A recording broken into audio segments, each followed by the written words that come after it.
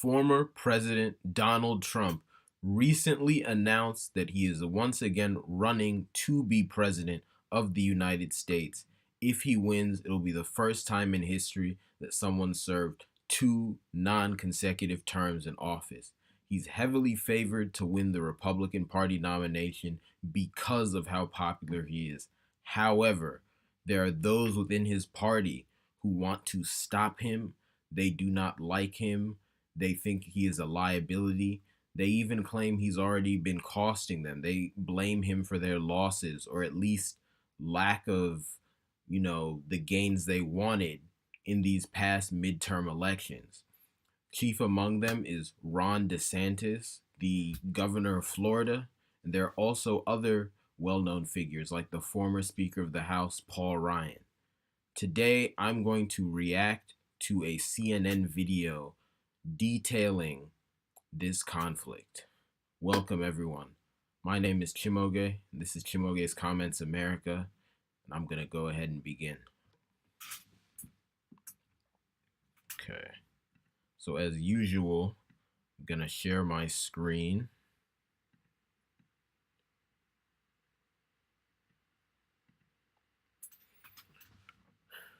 Okay. And all right, here's a video. It's a video from CNN. It's a 6-minute clip. It's titled, in quotes, "I am a never again Trumper. Ex-House Speaker and GOP 2024 hopefuls line up against Trump."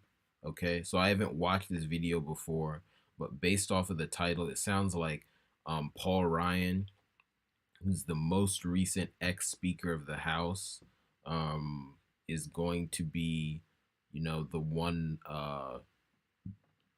or at least is the one of the people they're going to focus on opposing Trump here. And then we can also read the description to get an idea of what's going to be going on in the video. It says, former President Donald Trump addressed the influential Republican Jewish coalition days after becoming the first declared GOP candidate of the 2024 presidential campaign. But the chandeliered ballroom at the opulent Venetian Resort Hotel in Las Vegas teemed with his rivals, including potential chief nemesis, Florida Governor Ron DeSantis, who I mentioned at the beginning of this video, as some of the party's most influential donors weigh alternatives to the divisive former president. So it seems like this video is going to focus on Trump's speech to that Republican Jewish coalition, because I assume he's there looking for donors, but then it's also going to use this event to get into some wider issues, and maybe there'll be some outtakes, or at least clips of some other interviews and events as well. All right, let's get watching.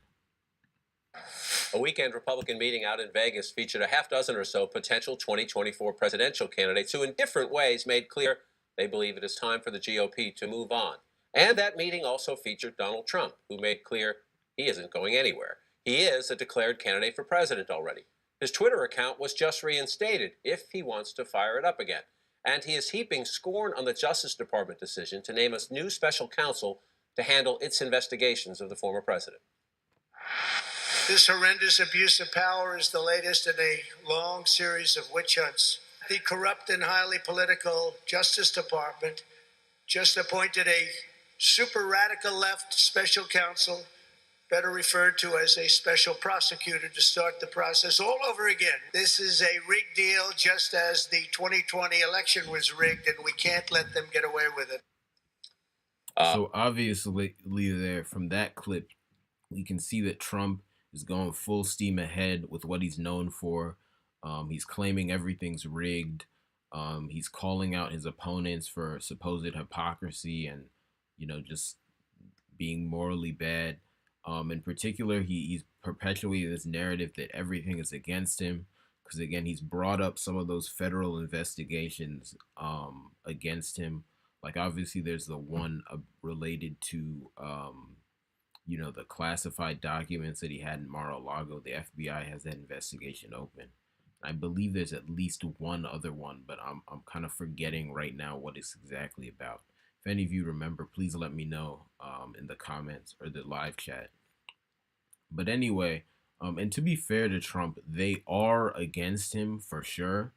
Um, but at the same time, he can exaggerate the extent to which they're against him. And then also, he acts like he didn't do anything.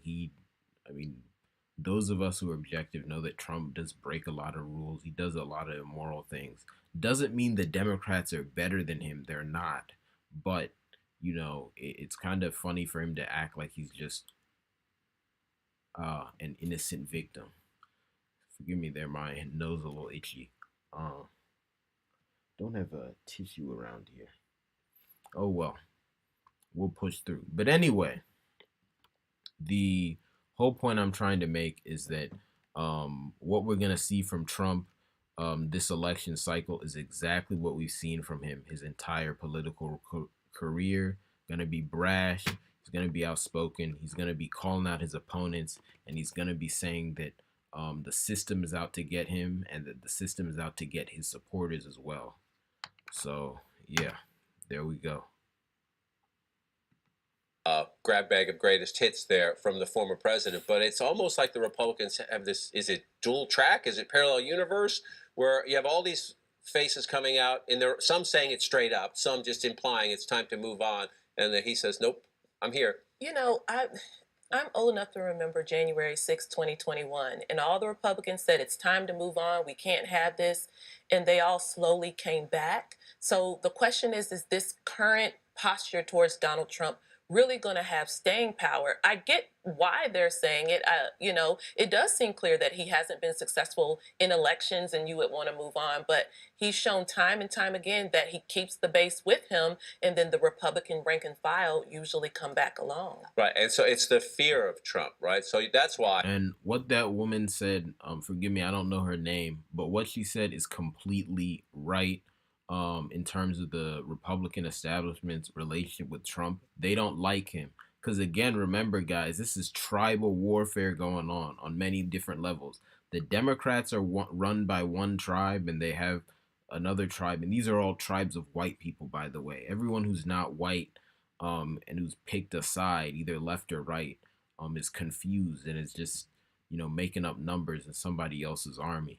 But anyway, the Democrats are run by one tribe, that's the Puritans, and then they have their other white allies. And then the Republican Party, the establishment, is run by this other tribe that, for lack of a better name, I'm going to call the planters. But think these are the people who were the slave owners back in the day of slavery in the South. It's those people, right?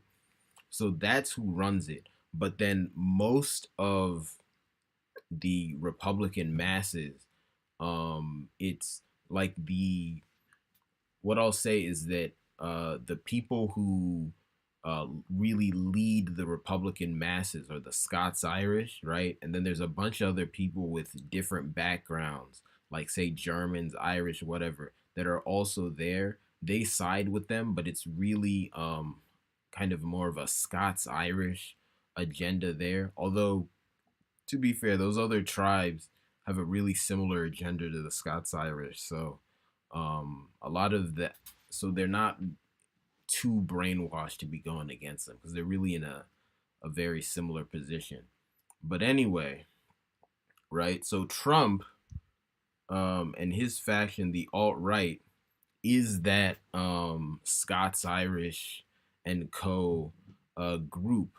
So the Republican establishment, right, the planters, that tribe knows that in order to win elections, they need those people on their side, else they won't have, enough numbers to win elections. But at the same time, they don't want their agenda to succeed, because really the planters' agenda is almost identical to that of the Puritans. They just have some slight differences here and there. And of course, their main difference is just who will lead. Planters want to lead, Puritans themselves want to lead. But in terms of what they actually want to do when they get in power, it's not that different. So those two groups, even though they fight each other, right, in a way, they like each other more than any of the other groups they've allied with. So they're really in a weird position. But that's a dynamic that this lady brought up because even though Trump, is going way farther on many issues than the planters want to go, than the GOP establishment wants to go. He's so popular among the alt-right, among those lower white tribes, that in the end of the day, they just tolerate him. And they're probably going to do that again. Mike Pence says the American people will decide. Nikki Haley and Mike Pompeo, they don't directly criticize Trump so much. They just say maybe voters want something new. But you do have a small cadre of people who say, not him, not again, not ever. I am a never again Trumper. Why? Because I want to win. And we lose with Trump. It was really clear to us in 18, in 20, and now in 2022. Trump was saying that we'd be winning so much we'd get tired of winning. I say 3 strikes and you're out. If you repeatedly lose to a really bad team, it's time for new leadership. The reason we're losing is because Donald Trump has put himself before everybody else. The challenge, if you're Chris Christie or Larry Hogan or even the former Speaker Paul Ryan, who comes from a different wing of the party, is that you couldn't beat Donald Trump for the nomination, probably, given that base. Yeah, and, I totally agree with you in terms of just having some skepticism right now that this was the watershed moment that sort of turned the course of the conversation on Donald Trump. I just think we need more time to see. But I do think what we have is sort of the latest data point, and you have like these dots starting to emerge, and you can connect the lines, right? I mean, he lost the popular vote in 2016. He lost worse in 2020. And then he unleashed this national trauma that permanently hurt the GOP's brand. And now he's, thinking about and has now announced a 2024 comeback. And I think there are all these Republicans who for years have been holding their breath, wondering when is the right time to publicly defy Trump. Are we seeing that in a permanent manner right now? I'm just not sure. But I do think there are a lot of people who are, looking at what's going on and saying to themselves, well, why not me? Why shouldn't this be my moment? And when you list... Yeah, and just to pause it there, what they've highlighted there obviously is the opposition against Trump. But what you have to keep in mind is that those people that we saw on screen, Paul Ryan, Chris Christie, and Larry Hogan, those people previously, especially Chris Christie, had been supporting Trump. But then after he lost, they kind of switched up on him. And that's in part because people in the GOP establishment kind of tapped them and said, hey, let's try and get rid of this guy. And ultimately they're beholden to the establishment. They're kind of afraid of them. But then also, some of these people have their own ambitions. Some of them want to run and lead themselves. I think especially someone like Larry Hogan, I could see him trying to run for president. So that's what some of that is. But yeah, but another thing to keep in mind that she brought up is that, Trump, the GOP has lost the last 3 elections, and that's talking both midterm and general with Trump, right? And part of the reason for that is that some parts of Trump's base have become less enthusiastic about him because when he got elected president, he didn't do everything they wanted him to do. For example, he didn't deport all the immigrants. He didn't get rid of every single Muslim in the U.S. Some of those crazy demands they had, right? He didn't do all that. And also, he did not fundamentally change the system of the U.S. So because of that, some of them have cooled on him. Most of them are still diehard behind him.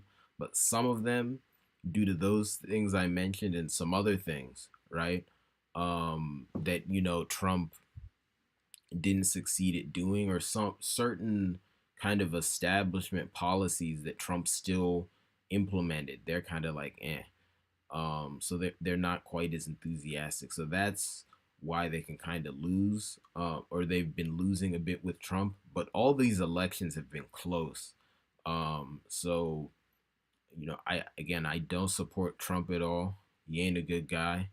But if I were just to, put my personal feelings aside and just look at it from a strict, um, like, perspective of whether or not the GOP could win, it doesn't necessarily make sense for them to ditch Trump because them losing those elections wasn't so much about Trump being a bad candidate. It's just the fact that the margins are very thin at this point in American politics. Because I can't think of any other Republican they could run that would clearly do way better than Trump. I don't think one exists.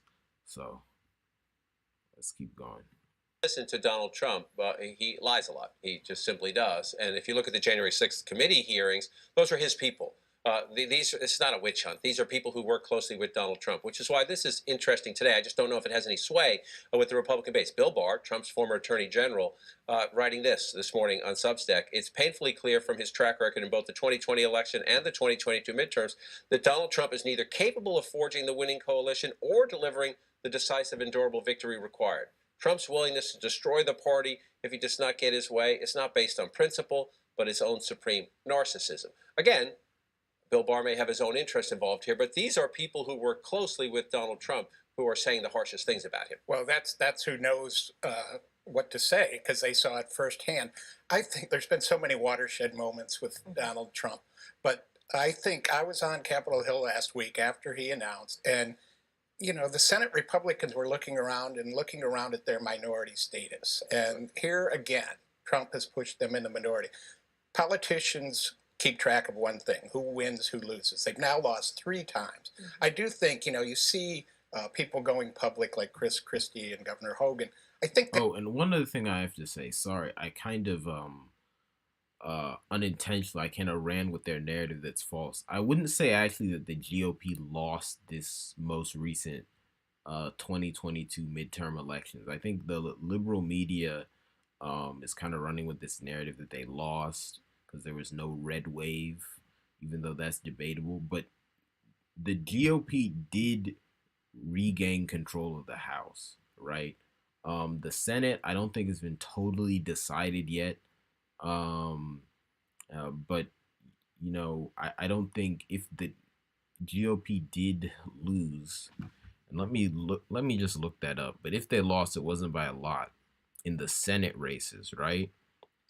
But what I'm trying to say overall is this idea that they lost these midterms, that's just kind of a Democratic false narrative. You could say they didn't succeed as much as they wanted to, which they didn't. But that doesn't mean they lost. It's kind of like in soccer. If someone wants to win 3-0 and they win 2-1 instead, they still won, right? You can't say they lost because they didn't win as by the margin they wanted, right? So really, it's only been 2 election cycles you can say they lost with Trump, really. Yeah, but anyway, I don't know. Here we go. Sorry, I had a little glitch. Let's look up U.S. Senate midterm map. Did they? Okay, because the GOP lost 1 seat. The Democrats gained 1 seat, it's saying, but the GOP still has 1 more seat than the Dems. Because I think some of these races are still in the balance. Like obviously the one in Georgia, between Raphael Warnock and Herschel Walker. Based off the polling, it looks like Warnock will probably win that by a little bit, but you never know. But yeah, I don't. But wasn't it 50-50? So how did the Democrats gain a seat and they're at 48? Because I thought it was 50-50 before. So what? No election, no election, no election, no, no, no, no, no.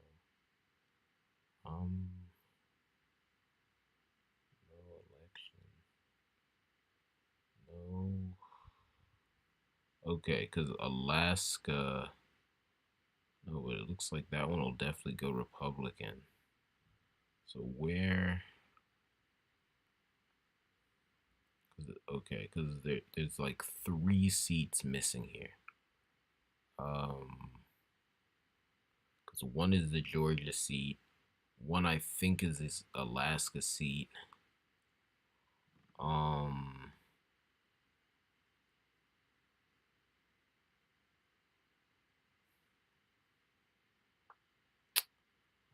confused because this doesn't add up to 100. This adds up to 97.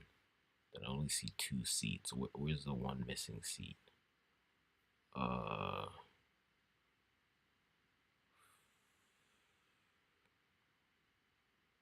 Jeez, I don't.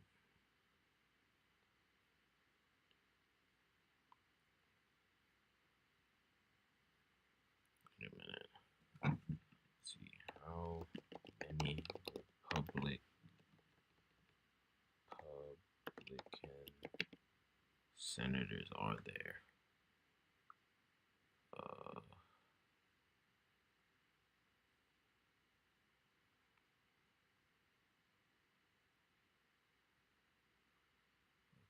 Okay, all right. Might look more into that another time. But anyway, the point is, right, even if they lose the Senate, it won't be by much. And they gain ground in the House. So, at least it definitely they're in a better position than they were before the midterm elections, because before the midterm elections, the Democrats could technically do whatever they wanted because they controlled the House. And then because Kamala Harris is the vice president, they basically controlled the Senate because it was 50-50. And then the vice president is tiebreaker in the Senate, right? So now because they control the House, the Democrats can't just pass whatever they want in the House. So, yeah, it's not accurate to say they lost that election, but that just seems to be the narrative that people are running with. Anyway. And then also another note on Barr. That's another guy that was close to Trump and is now denouncing him.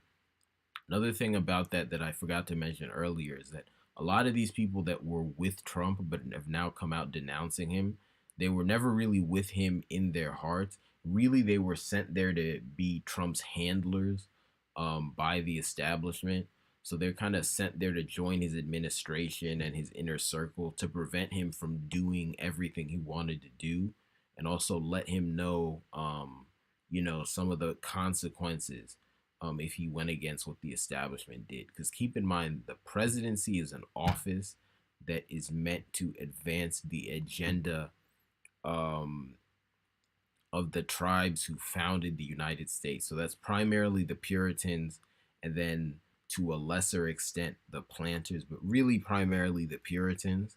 But if you go outside of what those two groups, and especially what the Puritans want, it won't be well for you as president of the U.S. And that's kind of what Trump found out. And really, that's the biggest reason, among many reasons, that the whole pro-Trump movement, and really just the alt-right movement to, or I guess what I'll call it, alt-right patriotism, is so stupid. Because what these lower tribe and so-called poor whites that support Trump and others like him don't realize is that America was never made for them, right? America's their oppressor. Same way it oppresses, black people. Sure, obviously the oppression that American gives to black people is way worse. That's no question.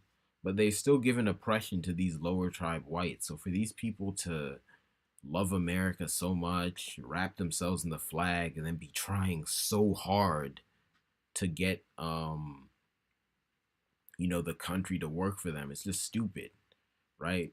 And that's not to say that you couldn't get some of your candidates elected in key positions as part of a strategy, right? But at the end of the day, if they were smart, their strategy would be to peacefully dissolve the US so that they could then create small nations that serve their own interests. But instead, they're just trying to make America better for them. they want America to still exist, but then they want to be their best selves, and that ain't possible. So, yeah.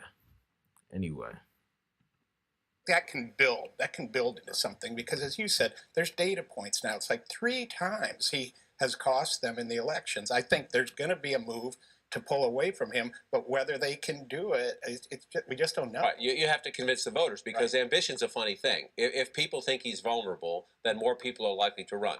If more people run, then guess what? Donald Trump gets his 27% again. And one of your colleagues wrote about this in the Times over the weekend. The glut of possible Trump rivals crisscrossing the windowless corridors of the hotel had some Republicans suffering a foreboding sense of deja vu, that a fractured Republican field in 2024 could, as it did in 2016, clear the way for Mr. Trump to win the nomination because of his durable hold on a fraction of the party base. That's the challenge. You can't get Pompeo and Pence and Nikki Haley and Larry Hogan and everybody else in a room to say, you challenge him. Ambition doesn't work that way. And when does it just stop being a headline and a chyron whenever we see a national Republican defying Trump in this way, right? When does it become just completely normalized for somebody to get out there on stage and say, yeah, this guy is not acceptable for our party anymore? But I also think it's just going to be tough because they're saying what in front. but also another funny thing about that, they're kind of talking about it as if it's new for Republicans to denounce Trump, but it's not at all. When he first ran, a bunch of them denounced him. A bunch of them said, oh, he's terrible, he doesn't represent our party, blah, blah, blah. And of course, those were, the people allied with the establishment, the people who were allied with the planters, even if they themselves weren't planters. For example, you have people like Paul Ryan, who's Irish, but he kind of, at least he's closer to the establishment than he is to Trump, right? That kind of thing. So yeah, people who are just on that side, they were coming out against Trump heavy when he first ran. So in a way, these people coming out against him is just a return to form, right? It's just them doing what they did before. So it's new, but it really isn't new, It's just different than what they were doing maybe like 2 years ago, but it's the same thing they were doing like 6 years ago. So yeah, let me rewind it a bit because she was kind of mid-sentence. For our party anymore. But I also think it's just going to be tough because they're saying what in front of a friendly audience, kind of criticizing him. Is another thing to have to debate him, to have to go put up with all of his attacks, personal attacks. It's another thing to try to rival his ability to really have these huge campaign rallies that speak to the base and get people fired up. The actual mechanics of campaigning against Donald Trump, that's what we're waiting to see, who steps up and is able to do that effectively. Right. He's as weak as he has ever been. The question is that weak enough? It depends on who runs. Yep. And what she said at the end of the clip there is right. Like, all these people can criticize Trump, but at the end of the day, they don't resonate with his base. They don't resonate with those lower tribe, Scots, Irish, and co alt-right Republican voters like Trump does, because Trump presents himself in a way that is consistent with, the values of that culture. What I mean by that is, and I could stop sharing my screen because it's just me now. But by that, what I mean is that the way Trump talks and acts is in line with the values of what a great man is supposed to talk and act like in their culture. It's different than what a great man is supposed to talk and act like in planter culture. Way different than how they're supposed to talk and act in Puritan culture, but it's consistent with those lower tribe cultures. Because keep in mind, right, people always get distracted by the fact that Trump is a billionaire, because the way they've brainwashed us, they make us think that, the amount of money you have determines more how you act than your actual bloodline, but that's not true. But with Trump, right, he's half German and half Scottish, right? His dad came from a German family, right? Because his grandfather immigrated from Germany, and since he immigrated to the U.S. from Germany, we know that he was of one of the lower tribes in Germany, right? Because the whole reason um, someone would have come to from Germany to the U.S. is because they were poor in Germany, and if you were poor in Germany, that means you were one of the lower tribes. Because of course, 99% of the time, class differences are race or tribe differences. Because of course, race and tribe are just two different terms for the same thing, right? Um, but anyway, of course, I'm going to do videos in the future going way deeper into that. But just to quickly make the point again, so y'all get what I'm saying, so you understand the point I'm about to make. 99% of the reason that different groups of people have different amounts of money is because they have different ancestries, and one group is oppressing the other, right? That's really it in the modern world. Okay. So yeah, anytime you see a class difference, look into it. That's just a race difference. That's what that is. It's just being hidden. But anyway, I say all that to say Trump's dad's side is German. His mom's side is Scottish because his mom came straight from Scotland. And keep in mind, the Scots Irish are Scottish people, right? Because they came from the lower half of Scotland. They were used by the English upper class to help them colonize Ireland. So they moved to Ireland. That's why they get called Scots Irish. But in their blood, they're Scottish, right? And even in Scotland, you kind of the people from the lower half of Scotland have a bit of a different ancestry than the people from the top half of Scotland, because the top half of Scotland is more Gaelic, whereas the lower half of Scotland, they have a bit more Germanic ancestry. I still have to look into it to see whether or not they're a mix of Germanic and Gaelic, or whether it's pure Germanic. My gut tells me they're a mix of Germanic and Gaelic. But anyway, ancestry a bit different. But my point is, right, they was used to help oppress the Irish, but they themselves were still oppressed, which is the whole reason they moved to the U.S., because they were looking for a better life. Didn't really work out for them, at least in terms of their relative power to other groups. They got a bit more money than if they would have stayed, in Scotland or Ireland. But, a lot of poverty is relative. So if you get more money, but the people who was oppressing you and had more money, then you get more money as well. Did your life really improve? And of course they don't really have control of institutions or anything like that. At least not anywhere near the degree of the Puritans and those other high tribe whites, right?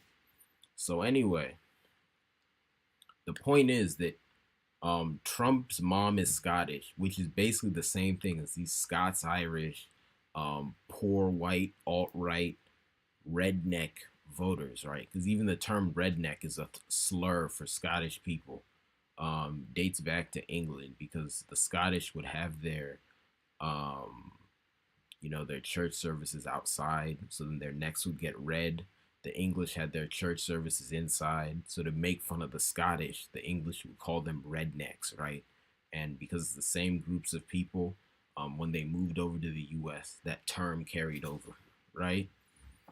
But anyway, right, my point is, because of Trump's ancestry, he's the same as these alt-right people, because there's Scottish, right? Scots Irish, German, and other lower tribe things, right? So they have a certain culture that values men being very brash, unapologetic, unreserved, right? Right? That's one of their values. Puritans, right, and to a kind of lesser extent planters, on the other hand, have this value of their men being very restrained, right? And because they're the most dominant group of human beings on the planet, that's what society promotes generally, as being, a good way to behave. So that's why in the mainstream media, they like men who behave in that kind of restrained, super proper manner, right? But Trump doesn't do that, right? Because he's operating from a different value system. And, the values of his people that he has in his bones have made him override the programming, at least in that respect. Um, so he doesn't act how the Puritans say a man should act. So those alt-right people love him for that. Because keep in mind, right? Cultural behaviors are, and like the normalization, right? Making cultural behaviors normal and saying they're good is very valuable to people because, um, our like how well we're doing as a people is very closely related to um, how much people value the things we do and the way we do things, right? So by Trump going out there and behaving in that way, it's big for these lower tribe white people because what he's implying by acting like that and what that signals to the rest of the world is, hey, my people are good because how we do things is good. I'm doing things like this because I'm part of these people and this is how we do things and we're good. You get what I'm saying? So that scared the life out of the Puritans and the mainstream media that the Puritans run, right? Because he going completely against their program. Because part of what their program is saying is that, hey, if you don't behave like us, you're bad because we're the best. So, we want our men to be all restrained and proper. To be a good man, you got to be restrained and proper. But when Trump came in there and said, nah, was doing the other thing, that was basically a declaration of war, right? So that's why you heard so much talk about, oh, Trump's mannerisms being bad. He's so crude, right? All this stuff, right? And if you even want to get deeper into it, that it's the reason, part of the reason the Puritans valued behaving like that, even beyond just saying, oh, we're the best, right? Trying to tell everyone they're the best, is also because if you look at it on a spiritual level, scientifically, behaving like that actually helps them dominate the world, right? What I mean by that is that in order to dominate a large group of people, you have to really strongly lean into your masculine energy, right? And one thing that enhances masculine energy is restraint, right? So if you're all restrained, right, and you just reserve basically all your energy for the act of dominating people, that's more effective, right? So then if you as a people want to dominate a large group of people, you get everyone in your group to act restrained because it's like, all right, we're saving our energy for when we have to throw these hands to keep these people oppressed, okay? So, but if everyone started acting like Trump, acting a little more less restrained, more free, right? Then the masculine energy would go down and be harder to oppress.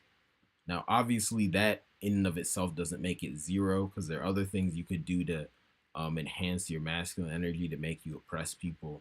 And of course, the groups of white people that Trump comes from and Trump himself are still oppressive, of course, right? It's just they haven't done it as effectively as the Puritans. And part of the reason why is because culturally they don't restrain themselves as much, right? Because the Puritans, literally everything they do, they will give up anything to rule the world, right? Because white people in general go pretty far to dominate other people, but the Puritans in particular, they'll go even farther than all the other white people. So that's why you see that restraint stuff. But anyway, the whole reason I'm getting into that is just to kind of break down more of why Trump is so loved by his, like the far right of the GOP and so hated by everyone else. And unless any other candidate is going to do what Trump does in terms of how he behaves, how he talks, how he just says what's on his mind, doesn't think before he speaks.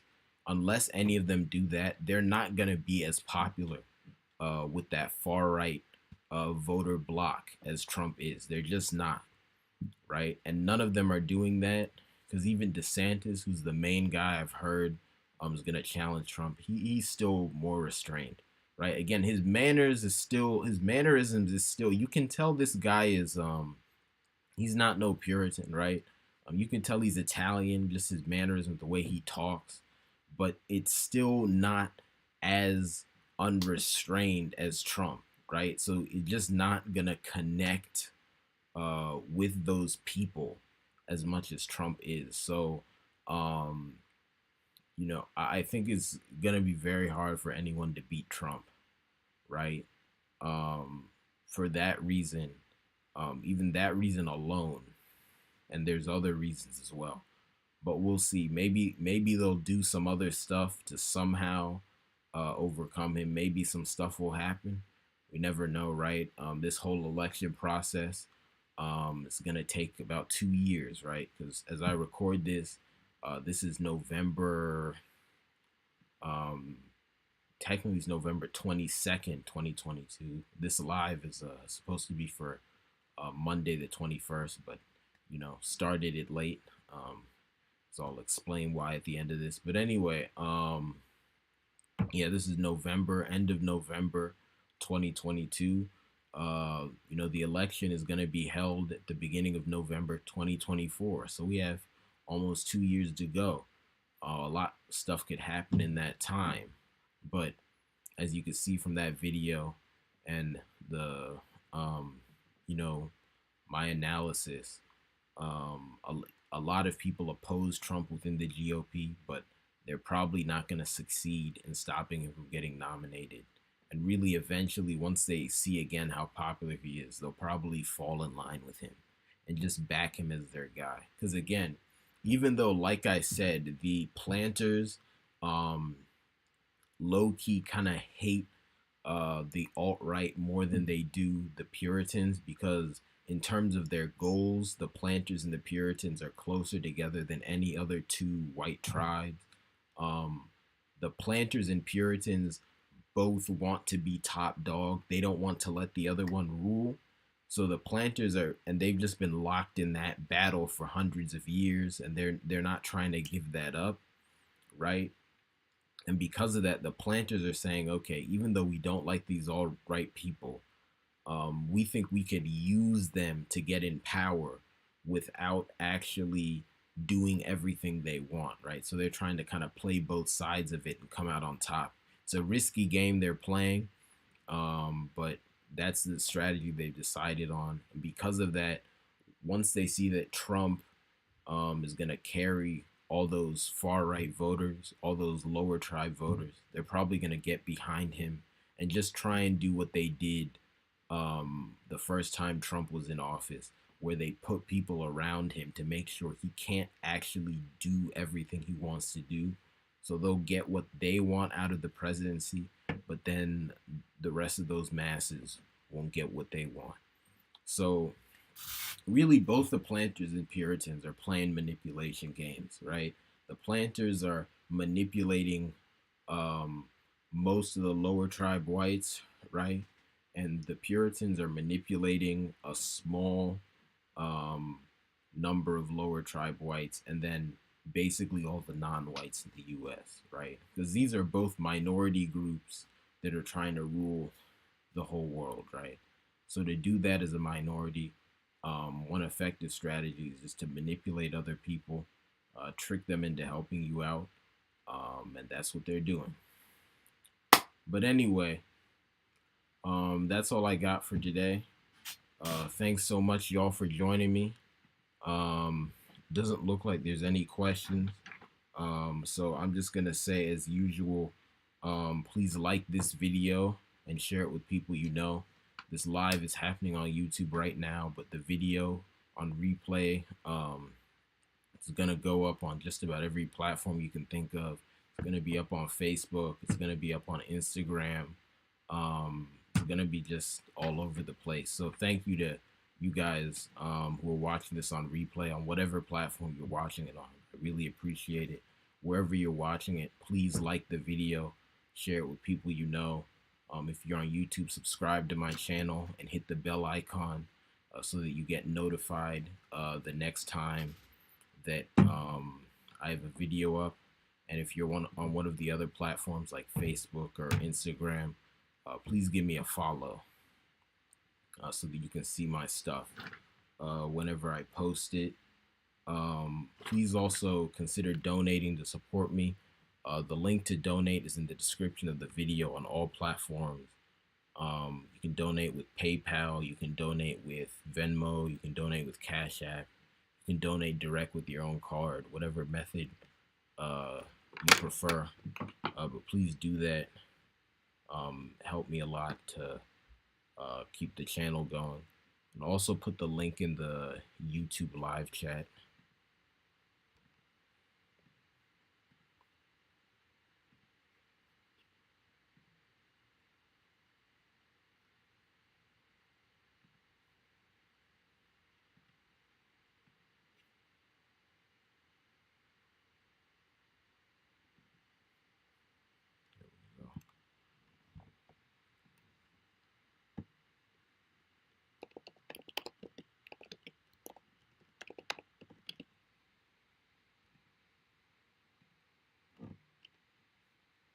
Yeah. And then remember, I do these live streams every week, Monday at 12 p.m. Eastern Standard Time plus African time. That's 12 p.m. Eastern Standard Time plus African time. Today, the African time took me until like 12 a.m., which is why I'm doing this late at night. Forgive me, sometimes the African time can just fluctuate. I got stuff going on, so sometimes it makes me do the live a lot later than that 12 p.m. The goal is to get it around 12 p.m. Eastern Standard Time. But as well, I just know, given how things tend to work, don't always meet that goal. But I just hope you all get a sense of when to tune into the channel. Just tune in Monday around 12 p.m. Eastern Standard Time. Just tune in, and if I don't see it, just kind of hang around a bit. Just kind of be checking until you see the live comes up. And of course, if you hit the bell icon on YouTube, whenever I do go live, you'll get a notification. But just know that on Mondays, around 12 p.m., or like a little bit after, sometimes a lot of it after, but just in that kind of block for the rest of the day, just be checking. I'll get live. And then of course, if for whatever reason you can't catch it live, just always check the channel and on the YouTube channel, and then also my other accounts like my Facebook page, Instagram page, everywhere else. Just check that for the replay. Because appreciate it if you watch it on replay. But yeah, anyway, that's all, folks.